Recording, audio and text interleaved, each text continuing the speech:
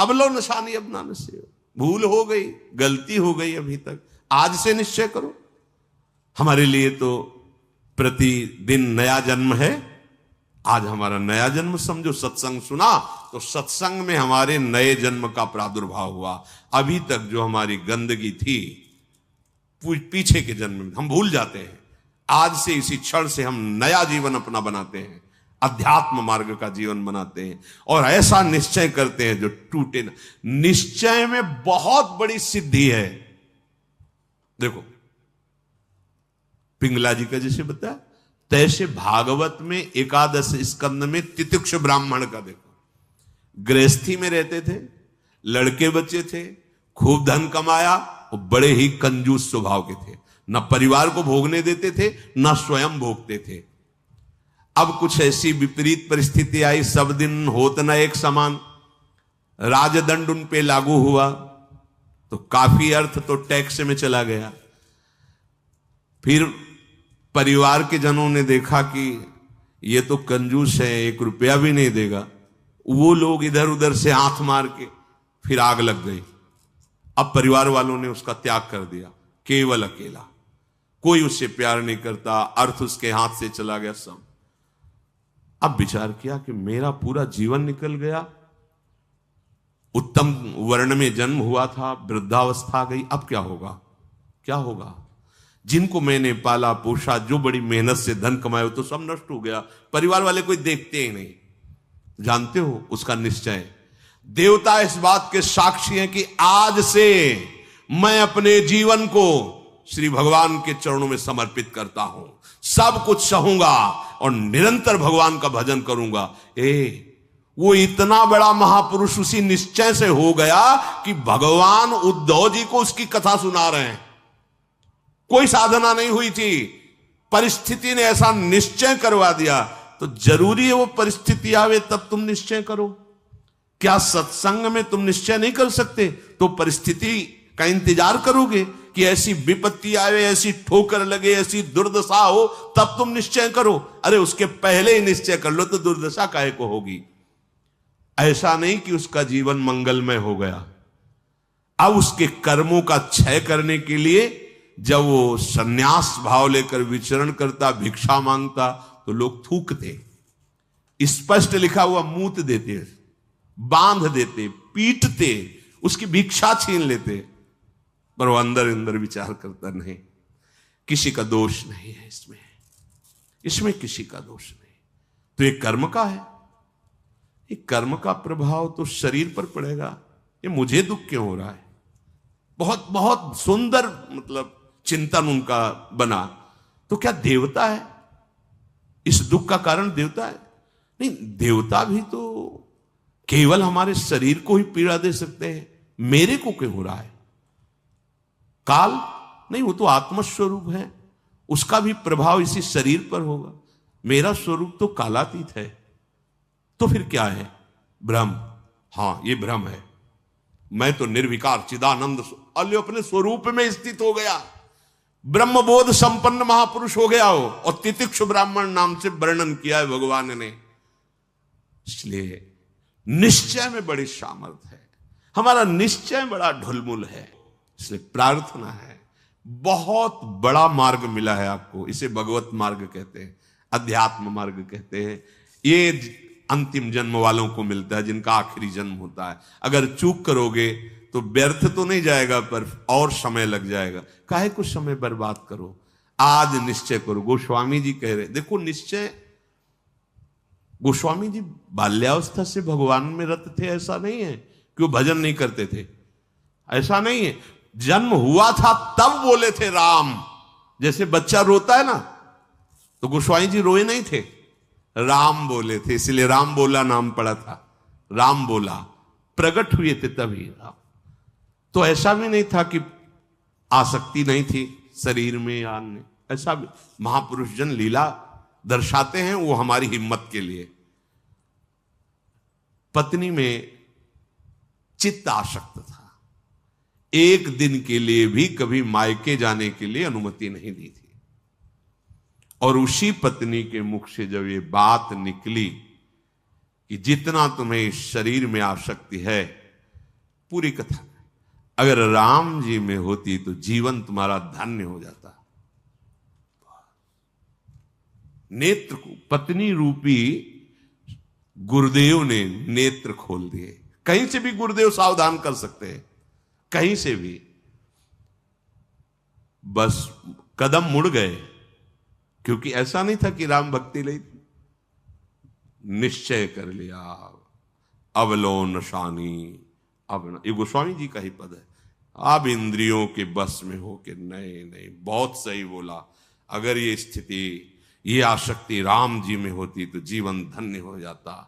अब पायो नाम चारु चिंतामणि, उर करते न खसई हो अबलो नशानी।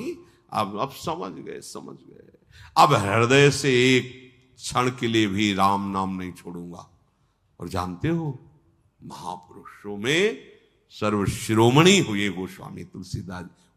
ये तो अवतार लीला महापुरुषों की है, ये हमारे लिए बताया है आचरण करके कि भगवान नाम में इतनी सामर्थ्य है कि ऐसे आसक्त वृत्ति को भी कैसे निरासक्त कर देते हैं। हमें चाहिए जो भी, चाहे गृहस्थ मार्ग में हो चाहे विरक्त मार्ग में हो, दोनों मार्ग जाते ही प्रभु के चरणारविंद में है। अपने मार्ग की वृत्तियों को जानिए, समझिए और धर्मानुसरण बर्ताव कीजिए और नाम निरंतर जपते रहिए। तो जीवन यात्रा का विश्राम, जो गोस्वामी जी कह रहे हैं, पायो परम विश्राम, विश्राम ही नहीं, पायो परम विश्राम, राम समान प्रभु नाही कहूं। ये विश्राम कैसे मिला? कहते भगवान शंकर को साक्षी करके कहता हूं। अगर थोड़ा भी मिथ्या हो तो हमारी जीभ गल जाए, मेरा जो कुछ भी बना राम, ये दो अक्षर मेरे माई बाप हैं, इन्होंने ही हमें, बस आप हृदय की बात महापुरुषों के, ये दो अक्षर राधा, यही देख लेना आप। चलो देखो, बहुत समय तक विषय संयोग ना होने पर ऐसा ना समझ लिया जाए कि हम निर्विषय हो गए। बहुत ये चोर हैं, बहुत छुप कर रहते हैं और चिंगारी की तरह रहते हैं। फूस मिल जाए तो ज्वाला बनने में सेकंड लगता है। ध्यान रखना, 20 वर्ष 30 वर्ष बिल्कुल निर्विकार, संयोग नहीं। लगता है कि अब हमें कौन परास्त कर सकता है। चिंगारी है, फूस मिला ज्वाला बन जाएगी, जिसे नारद जी ने कहा तरंगवत, और संयोग बना तो समुद्रवत, डूब जाओगे, निकलना मुश्किल हो जाएगा।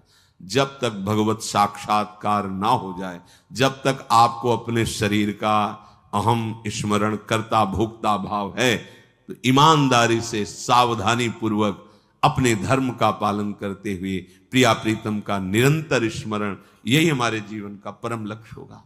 इसी से हमें परमानंद की प्राप्ति होगी। जिस समय हम ये सोचते हैं कि अब हमें कोई भी धर्म विरुद्ध आचरण नहीं, एक आनंद की वृत्ति आती है। देखना, और जिस समय हम सोचते हैं गलत ढंग से विषय सेवन, उसी समय जलन पैदा हो जाती। जिसके सोचने में जलन पैदा होगी, उसका परिणाम क्या होगा? क्या होगा आप विचार करो। जिसके सोचने में हमारे जलन हो रही, तो उसका परिणाम तो ज्वाला होगा। धर्म से चलो, चक्रवर्ती सम्राट महाराज अम्बरीश जी चक्रवर्ती सम्राट होते हुए भक्तों के शिरोमणि हुए। आप क्या भगवत आनंद प्राप्त नहीं कर सकते गृहस्थ में रहकर? ये उद्दंड लोगों की बातें नहीं सुननी चाहिए। जैसे आप, अरे ये तो बाबा जियों के लिए है, सन्यासियों के लिए, हमारे लिए थोड़ी नहीं। भाई, मनुष्य जन्म सबको भगवत प्राप्ति के लिए, भगवदानंद में। देखो, आपके अच्छे आचरण हो, आप जितेंद्री हो, आप नाम जप कर रहे हो, आप कोई नशा नहीं करते, सबकी सेवा का भाव है, तो राम राज्य नहीं हो गया? सब आनंदित रहेंगे, सब प्रसन्न रहेंगे, सबका हृदय सत्य और धर्म से युक्त रहेगा। यही तो आनंद का स्वरूप है। जब आप शास्त्र और सत्संग स्वीकार नहीं करते, तो आपके अंदर आसुरी वृत्ति बढ़ती, राक्षसी वृत्ति, और फिर देखो अपने को दुखी, अपने परिवार को दुखी, अपने नगर को दुखी, अपने देश को कलंकित, क्या क्या नहीं करवा देती है राक्षसी बुद्धि। इसलिए भाई, ये सत्संग, गृहस्थ विरक्त जो भी जहां भी है, सबके मंगल के लिए वहीं रहो, वहीं रहो, प्रभु के होके रहो। दूसरों को दुख पहुंचाने वाली बात, चेष्टा मन में भी मत लाओ, सबको सुख पहुंचाओ, नाम जप करो, सबका मंगल हो जाएगा। देखो हम सब तरंगे हैं, समुद्र में ही उछल रहे हैं, हमारा अस्तित्व नहीं है, तरंगों का अस्तित्व नहीं है। ऐसे ही हम भगवत स्वरूप हैं, प्रभु रूपी अगाध समुद्र में हम तरंगे की तरह है, हमारी कोई सत्ता नहीं है। ये जो सोच रहे हो ना, सत्ता नहीं, सत्ता उन्हीं की है, उन्हीं की है। अभी आप समझ नहीं पा रहे, तरंग है क्या? समुद्र ही तो है। वायु विकार खत्म हुआ, समुद्र ही था, समुद्र ही है, बीच में तरंगे, ये सब तरंगे हैं। मन की तरंगे मिटा दो, फिर देख लो आप क्या हो, भगवत स्वरूप परम आनंद में। अब चाहे सृष्टि में रहो, चाहे धाम में जाओ, कोई फर्क नहीं पड़ता। व्यवहार में भी रहते हुए परमानंद, शरीर छूटे तो प्रभु में परमानंद। उसी के लिए तो हम प्रयास करें, जितनी चेष्टाएं कर रहे हैं सुख के लिए ही तो कर रहे हैं। हे भाई, आप कोई भी हो, गृहस्थ हो, विरक्त हो, कोई भी हो, धर्म से चलो, नाम जप करो, सबकी सेवा की भावना अंदर रखो, तो मनुष्य जीवन का लाभ मिल जाएगा। ये उद्दंडता पूर्वक तर्क वृत्ति रखोगे तो अभी सौभाग्य मिल रहा है सुनने का, धीरे धीरे समय साथ आ जाएगा, आपको शत वार्ता सुनने को नहीं मिलेगी। देख लेना, सत वार्ता जिसके श्रवण मात्र से हमारे हृदय में आनंद का स्फुरण हो और हम उस आनंद के बल से निर्विषय हो जाएं, वो वार्ता सुनने को नहीं मिलेगी। फिर और समय आएगा, धर्म सुने नहीं काना, कलिकाल बिहाल की मनुजा, नहीं माने को अनुजा तनुजा। सब होश में अभी समय है, तर्क वितर्क छोड़ो, जैसा शास्त्र सदगुरुदेव संत जन कह रहे वैसी बात मान लो, निहाल हो जाओगे, परमानंद में मगन हो जाओगे। ये हम बुद्धि की बात नहीं कहते कि तर्क वितर्क आप करें, तर्क सत्संग तर्क नष्ट करने के लिए होता है। हृदय में देखो, बहादुरी जबान से कहने की नहीं है, ये हृदय की बात है। ये यहां युद्ध होता है, पता नहीं क्यों बनी हुई है। वेद विद्या पढ़त, कर्म धर्मन करत, जलप तन कलप की अवधियानी, चारुगत छाण संसार भटकत भ्रमत, आस की पास नहीं तोरी जानी। स्पष्ट वर्णन है, इसका मनन हुआ है गुरु कृपा से, तब हम आपको कह रहे हैं, मनों का निरीक्षण करके।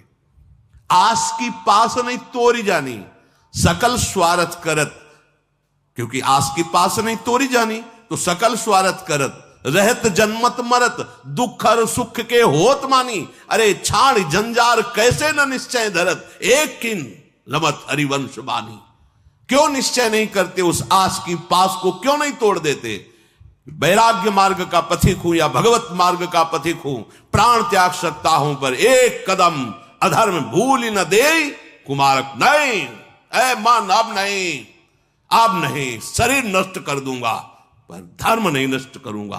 भगवत मार्ग, ये आस की पास बड़े दुलार से रखे हुए, कभी तो, अभी नहीं नहीं, कभी तो, ये क्यों रखे हुए हो?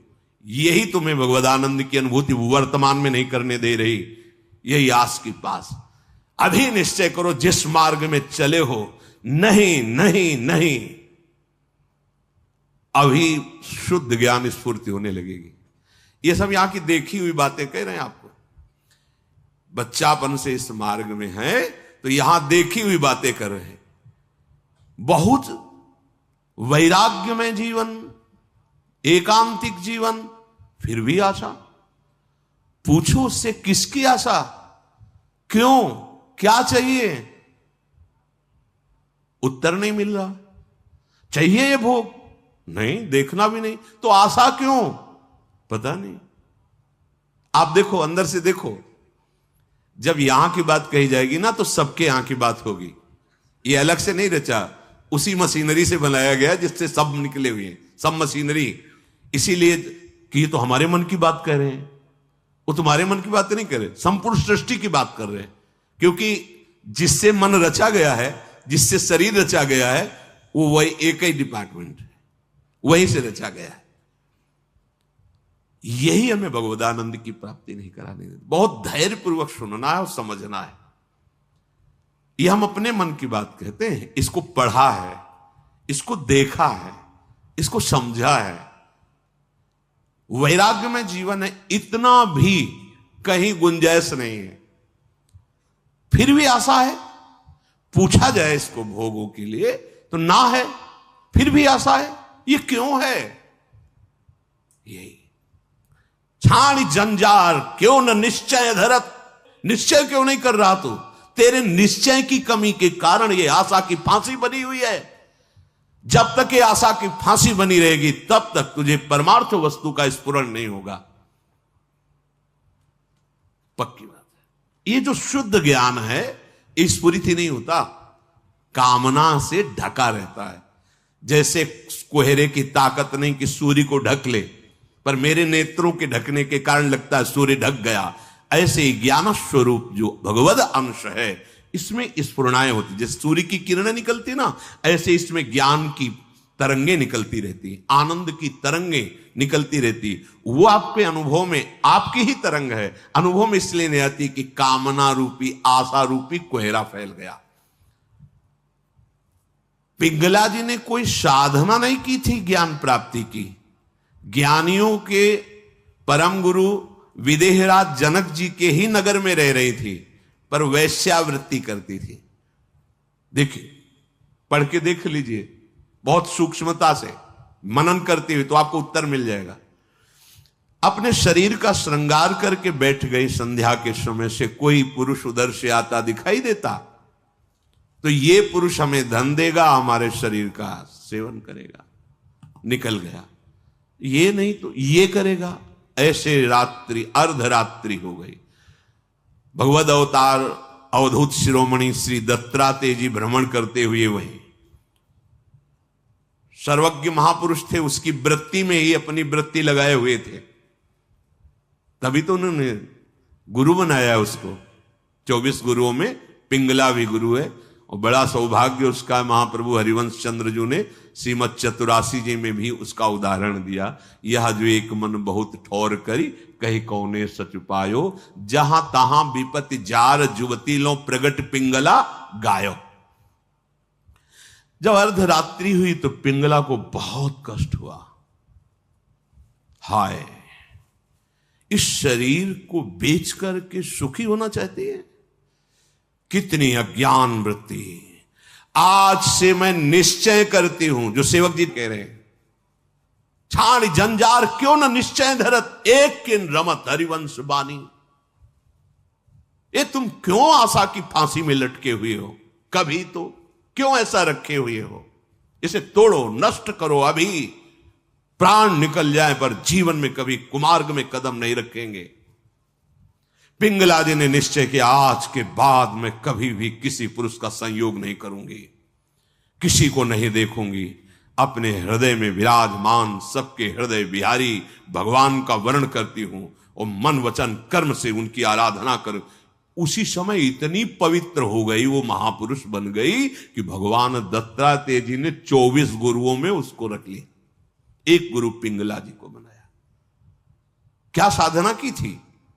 विरति हो गई अपनी वृत्ति से और निश्चय दृढ़ कर लिया, और फिर कभी फिसली नहीं। तो बड़े बड़े आचार्य कोटि के महापुरुषों ने निष्ठा के लिए उसका उदाहरण दिया। जहां तहां विपत्ति जार जुगती लो प्रगट पिंगला गायो। आशा ही परमम दुखम नैरास्यम परमम सुखम। आज के बाद कभी नहीं, मर जाऊंगा कभी नहीं। अभी अभी भगवदानंद स्फूर्त होने लगे, अभी ज्ञान विज्ञान स्फूर्त होने लगेगा। हिम्मत नहीं पड़ रही, इस बात का निश्चय करने की हिम्मत नहीं पड़ रही। क्यों? क्योंकि आपको आशा है, भोग में सुख है। हिम्मत कर लीजिए तो आप अभी जीवन मुक्त अवस्था में पहुंच जाएंगे, क्योंकि उस अवस्था में पहुंचने के लिए कोई बाहरी क्रियाओं की आवश्यकता नहीं, वो हमारा स्वरूप है। हम जीवन मुक्त थे, जीवन मुक्त है, जीवन मुक्त रहेंगे। हमने अपनी स्वतंत्रता को, भगवदानंद को कामना और आशा की फांसी में बांध दिया है। हम ही को तोड़ना पड़ेगा। इसलिए छाणी जंजार क्यों न निश्चय धरत, आगमा पाइनो अनित्यास्तास्तिक्षस्व भारत। ये आने जाने वाले विकारों में तुम इतने कमजोर हो गए कि तुम आशा की फांसी बांधे हुए हो, तो परमम दुखम, दुख ही भोगना पड़ेगा। श्रीपाद कह रहे हैं इस शरीर या किसी भी शरीर को जो मानव देह प्राप्त हुआ है, ये परम सुख प्राप्ति के लिए। कीड़ा मकोड़ा छोटे छोटे जीव इन सुखों में विचर रहे हैं। मानव देह धर के जो कुमार्गगामी वृत्तियों से तुम सुख भोगना चाहते हो, छोटे छोटे कीड़े मकूड़े भी इसी सुख में। फिर तुम्हारी शरीर की महानता क्या रही? प्रज्वालयति समस्त देहम कामाग्निना प्रमोहयति, दृष्ट्वैव च नवतरुणी कुतस्तर्हि स्वार्थ सिद्धिम प्रत्याशा। हे भाई, ये नौ तरुण अवस्था जो शरीर की होती, किसी की हो, स्त्री की या पुरुष की, यदि तुम इस मोह जाल से आवृत रहोगे तो ये सदैव तुम्हें जलाती रहेगी, कभी भी भगवत सिद्धि प्रदान नहीं होने देगी। भगवत सिद्धि नहीं। बहुत समय लंबा निकल जाता है अगर सत्संग ना मिले, सावधान ना हो। हितधाम में एक 65 वर्ष के प्रार्थना कर रहे थे कि मेरी पूर्व से वृत्ति स्वयं के द्वारा तो मैं आज खुलकर सभा में कह रहा हूं कि मैं आज उस गलती से बहुत परेशान हूं और आज भी वही मेरे से गलती होती है। मैंने प्रणाम किया था उनको कि धन्य है कि आप इतने हिम्मत वाले हैं कि भरी सभा में आप ऐसा अपनी बात कह रहे हैं, क्योंकि आप मन से अलग होके बोल रहे हैं, तभी आपको बोलने की हिम्मत आई। अगर मन में तदात्म होता तो आप नहीं बोल सकते थे। कि ये हमारे द्वारा पाली हुई वृत्ति है, हमारे द्वारा ही इसका त्याग होगा। भगवान श्री सुखदेव जी को इसीलिए सबसे बड़ा वैरागी कहा गया है। 16 वर्ष की अवस्था है, शरीर का भान नहीं, दिगंबर है, कोई शरीर पे वस्त्र नहीं, और भगवान के चिंतन में मगन है। इसी अवस्था में त्याग और वैराग्य की। अब जब ये इंद्रियां काम नहीं कर रही, मन बुद्धि और सब मलिन, तो अब वो ढेर है, कुछ भी निर्णय नहीं निकल सकता। बहुत संस्कार गंदे हो जाते हैं यौवन अवस्था में। अहो भाग्य है जो इस यौवन अवस्था में संयम नियम धारण करके अपनी वासनाओं को। श्रीपाद कह रहे हैं हे वृंदावन धाम, हम पे कृपा करो, हमारे मुख में नाम चले, हमारा हृदय इस काम आदि की आशाओं को त्याग करके प्रिया प्रीतम के चिंतन में डूबे। ये आपकी कृपा से होगा, और वो कृपा हम सब पे है। सत्संग मिल रहा है रोज, ये प्रातःकालीन बेला में जो शब्द जा रहे हैं, इनको अंदर से पकड़ो। केवल धर्म, गृहस्थ धर्म की पूर्ति के लिए बकाया उदासीन रहो। इस वृत्ति को अगर आप अपने अंदर अपनाए रहोगे तो सब छुटवा देगा। ध्यान रखना, सब छुड़वा देगा। ये वैराग्य का वेश, ये धाम, ये प्रिया प्रीतम, ये नाम, ये महिमा, कुछ नहीं हो रहा है, चिंता मत करो, आप भगवत प्राप्ति होगी। धाम में हो ना, भगवत सहारे हो ना, भगवत आश्रित वेश धारण, कुमार्गगामी वृत्ति का जो आशा की फांसी, उसको छोड़ दो। फिर आप देखो भजन होगा, आप करोगे नहीं, स्वाभाविक होगा भजन। स्वाभाविक ज्ञान विज्ञान की वृत्तियां उत्पन्न होगी, आप आनंदित हो जाओगे।